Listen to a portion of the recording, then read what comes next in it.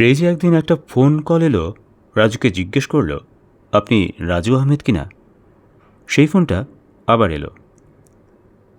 রাজুকে বলল কারওয়ান বাজারের হোটেল মারমাতে দেখা করতে, লেখালেখি নিয়ে কথা বলতে চায়।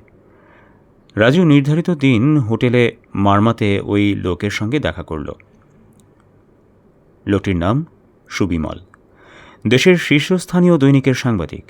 সুবিমল রাজুকে একটি বিশেষ বিষয়ে আর্টিকেল লিখবার অফার দিল। বিশেষ বিষয়টি ছিল রাজনৈতিক। রাজু কেমন যেন এক বিপদের গন্ধ পেল।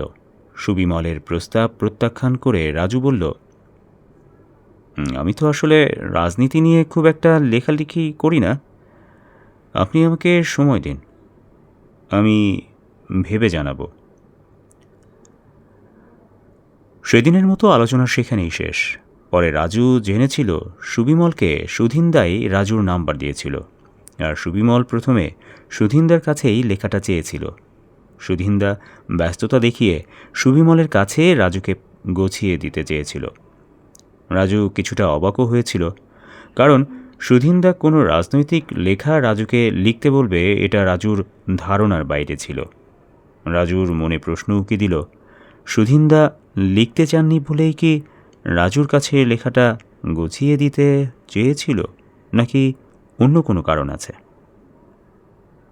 ধ্যাত, এত কিছু ভেবে মাথা হ্যাং করে কী লাভ?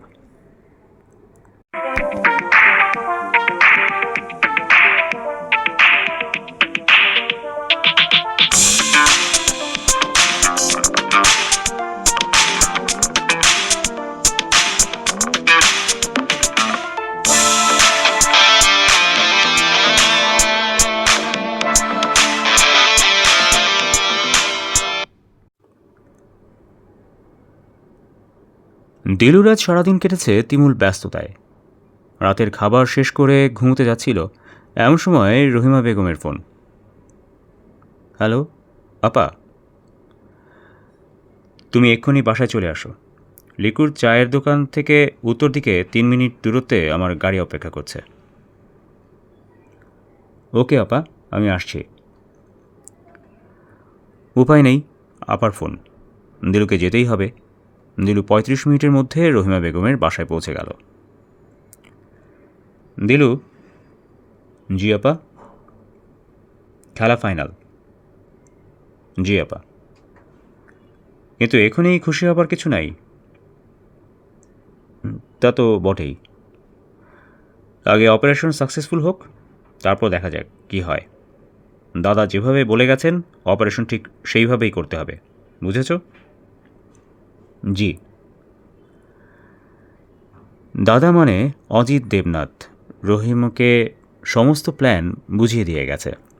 সেদিন মনীষার সঙ্গে ভরপুর মস্তি করে সকালবেলা নাস্তার টেবিলে অজিতদা বেশ ফুরফুরে। রহিমা বলল, দাদা কেমন কাটল সময়? কোনো কষ্ট হয়নি তো? আরে কী যে বলো, কষ্টের তো প্রশ্নই আসে না। স্বর্গের এমন অপ্সরা, এমন স্বর্গদেবী পেলে কোথায়? দেশ থেকে এনেছি দাদা। সাব্বাস, অনেক দিন হলো এরকম কোনো দেবীকে পুজো দেয়নি। রহিমা বেগম দারুণ খুশি। যাক, দাদাকে তাহলে মনীষা সুখ দিতে পেরেছে। মনে মনে রহিমা বলে, মনীষা তোকে আরও খেলতে হবে, প্রস্তুত থাকিস। সমস্যা নেই, তোকে পুষিয়ে দেব। কিন্তু মুখে বলল, দাদা হাতে সময় কম, আপনি চলে যাচ্ছেন। কী করব বলো, টাইট স্ক্যাজুয়াল। আর আমাদের হাত পা বাঁধা, তুমি তো জানোই, কর্তার ইচ্ছাই কর্ম। বাই দ্য ওয়ে, অপারেশনটা সাজানো হয়েছে জাহাজে। জি দাদা। জেন্ট প্রথমে ভেবেছিল বম্বিং করে জাহাজ উড়িয়ে দেবে, কিন্তু তাতে ঝুঁকি বেশি। তাছাড়া জনমনে সন্দেহ তৈরি হবে, অবিশ্বাসযোগ্য মনে হবে, নিখুঁত হবে না। রহিমা কেমন টান টান উত্তেজনা অনুভব করছে। মনে মনে বলছে, ধ্যাত, এত বর্ণনা মার্কা প্যাচালের দরকার কি? ডাইরেক্ট আসল ঘটনা বললেই তো হয়। মুখে বলল, এক্স্যাক্টলি দাদা, আমিও তাই মনে করি। গুড। প্ল্যান পরিবর্তন করে জাহাজডুবি করা হয়েছে। রহিমা আঁতকে উঠল, বলতে চাইল, দাদা আমার ভয় করছে, কিন্তু বলল না, কারণ ভয়ের কথা বললে দাদা ভাববেন রহিমা কাঁচা প্লেয়ার, রহিমাকে দিয়ে হবে না। কিন্তু রহিমা যে কাঁচা খেলোয়াড় নয় তা রহিমার চেয়ে আর কে ভালো জানে। দাদা বলে চললেন, এখন ডিপেন্ড করছে পুরো বিষয়টি তুমি আর তোমার লোকেরা কিভাবে ডিল করবে, কিভাবে সাকসেস করবে, সেটা তোমার ব্যাপার। অপারেশন সাকসেস হলে বাকি দায়িত্ব আমাদের, সেটা আমরা আমাদের মতো করে করে নেব। রহিমা অভয় দিয়ে বলল, দাদা আপনি নিশ্চিন্ত থাকুন, কোনো ভয় নেই। আমার লোকেরা একের লোক, তাজা রক্ত পান করতে তাদের কণ্ঠ একটুও কাঁপে না। এটা আমি বিশ্বাস করি রহিমা, আর গত রাতেই আমি তা টের পেয়েছি। আমি খুব শীঘ্রই আবার আসব। মনীষার বেদিতে আমার আরেকবার পুজো দিতে হবে, ওকে তৈরি রেখো। আপনার মতো স্পেশাল ঠাকুরের জন্য মনীষার মন্দির অল টাইম রেডি দাদা। রহিমা আর অজিত দেবনাথ দুজনেই হো হো করে হেসে উঠে চিয়ার্স করে। তারপর সেদিন বাকি প্ল্যান বুঝিয়ে দিয়ে অজিতদা চলে যায়। দিলুকে 25 মিনিটের মধ্যে রহিমা সব বুঝিয়ে বলল। দিলু বলল, আমি তাহলে সব রেডি করছি, আপনি ইশারা করলেই খেলা শুরু হয়ে যাবে। আপনার ইশারার অপেক্ষায় রইলাম। রহিমা বেগম বলল, গুড।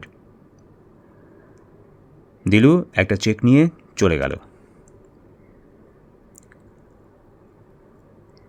আজ টিটুর বাসায় পার্টি। টিটু লন্ডন চলে যাচ্ছে, ভালো একটা স্কলারশিপ পেয়েছে। জিলম সন্ধ্যার কিছু পরে রওনা হলো। টিটুর বাসায় জিলম পৌঁছে দেখে এখনও কেউই আসেনি। জিলম টিটুকে বলল, কিরে দেরি কেন? আমি একাই, এখনও পর্যন্ত কেউ এলো না, বিষয় কি?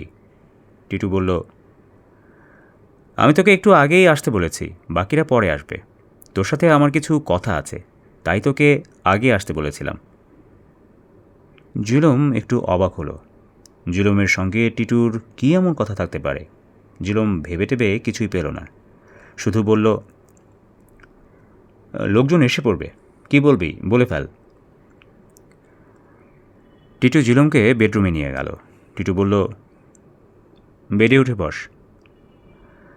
জিলম বেডে উঠে বলল, বসলাম, এবার বল। টিটু শুরু করল, জিলম শুনছি, বল।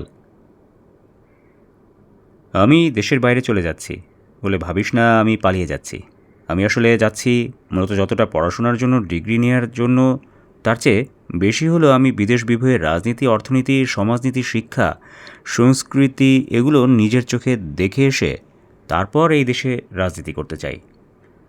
আমাদের দেশের কালচার আমি আপাতমস্তক সুস্থ ধারায় নিয়ে আসতে চাই, আর এই ব্যাপারে আমার প্রধান ভরসাই হলো তুই।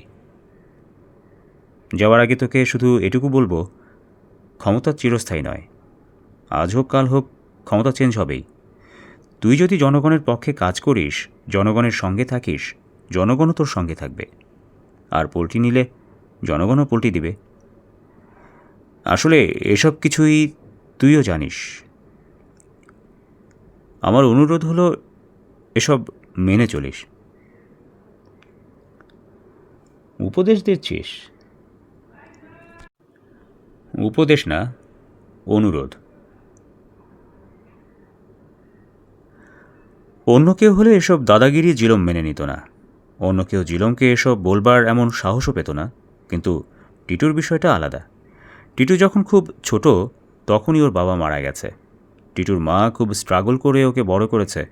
স্কুল জীবন থেকেই টিটু জিলমের বন্ধু। টিটু ছিল বরাবরই ক্লাসের ফার্স্ট বয়। পড়াশোনায় জিলমকে টিটু অনেক সহযোগিতা করেছে। এসব ঋণ তো আর ভুলবার নয়। জিলম হয়তো ভালো মানুষ নয়, কিন্তু ততটা খারাপও নয়। যদিও এদেশে যারা রাজনীতি করে তাদেরকে যে জনগণ মানুষই মনে করে না, এ তথ্য জিলমেরও অজানা নয়। জিরম কথা না বাড়িয়ে বলল, ওকে বন্ধু, I must try my best. দোয়া রাখিস, বেস্ট অফ লাক। টিটু কিছু বলতে যাচ্ছিল, কিন্তু বলতে পারল না। ওর চোখের কোণে পানি চিকচিক করছে। জিরোমেরও কষ্ট হচ্ছিল, কিন্তু চোখে জল এসে যাবে এমনতর সফট জিরোম নয়। এদেশের রাজনীতিবিদ বলে কথা, কিন্তু না, টিটুকে অবাক করে দিয়ে জিরোমের চোখের কোণেও দেখা গেল চিকচিক করছে জল, যার আসলে কোনো রং নেই। সুধীন্দার হাতে বিশ্বকবিতার ইংরেজি সংকলন কন্টেম্পোরারি ওয়ার্ল্ড পোয়েট্রি। রাজুকে বইটা দিয়ে বললেন, এই পর্যন্ত পৌঁছে যাওয়া সহজ ব্যাপার নয়, অনেক কাঠকয়লা পোড়াতে হয়েছে। সংকলনের উপরে লেখা ট্রান্সলেটেড বাই রাজু আহমেদ। রাজু খুশি হলো, তবে সেই খুশির মাত্রা খুবই সামান্য। আসলে মৌলিক কাজ না করে এসব সংকলন টঙ্কলন করে কী লাভ? রাজুর কাছে মনে হচ্ছে এসবের পেছনে দাদার নিশ্চয়ই কোনো উদ্দেশ্য আছে। কিন্তু কী উদ্দেশ্য? রাজু বিভিন্ন সময়ে লক্ষ্য করেছে, দাদাকে হাংরি জেনারেশনের কথা বললে দাদা রেগে যান, এড়িয়ে যান। অ্যান্টি এস্টাবলিশমেন্টকে দাদা কি ভয় পান? রাজু ফাল্গুনী রায়ের কথা বলতে দাদা, হ্যাঁ ফাল্গুন তো প্রতিষ্ঠা পেয়েছে, শুধু এটুকু বলেই এড়িয়ে গেছেন। আর শৈলেশ্বর ঘোষের কথা জানতে চাইলে বলেছেন, শৈলেশ্বরের গদ্য ভালো। এটাও কি এক ধরনের এড়িয়ে যাওয়া নয়? দাদার কাছ থেকে কন্টেম্পোরারি ওয়ার্ল্ড পোয়েট্রি জাস্ট এক কপি নিয়ে রাজু সেদিন বাসায় চলে এসেছিল। বইটি বেরিয়েছিল সহযাত্রী প্রকাশনা থেকে। কিছুদিন পর প্রকাশক স্ট্রোক করে প্রচণ্ড অসুস্থ হয়ে পড়েন। ক্রমশ শরীর প্যারালাইজড হতে থাকে। তিনি প্রকাশনা আর চালাতে না পেরে বন্ধ করে দিয়েছিলেন। আর বাংলাদেশের কথা যদি বলতেই হয়, তবে বলতে হবে এখানে প্রকাশনা এখনও ইন্ডাস্ট্রি হয়ে ওঠেনি, হয়ে উঠবার তেমন সম্ভাবনাও নাই। আজকাল তো যা তা বই মার্কেট পাচ্ছে। রবীন্দ্রনাথ এখানে জল বিয়োগ করতে এসেছিলেন, কুদ্দুস রে কুত্তায় কামড়াইছে, আজ জরিনার মন ভালো নেই, মর্জিনা তুই এত বেসমর ক্যা, পদ্ম তুই জামাইয়ের বাড়ি যা, ইত্যাদি। ভাবা যায় এসব বই সেল হচ্ছে হাজার হাজার কপি।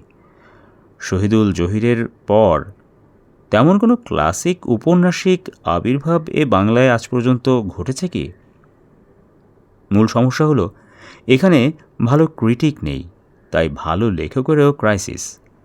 সাহিত্যের অন্য অনেক কিছু করতে রাজুর ইচ্ছে হয়, কিন্তু সাধ থাকলে কি? তার সাধ্য নেই। যেমন সাধ্য নেই জরির কাছে গিয়ে মুখোমুখি বলা, ভালোবেসেছিলাম।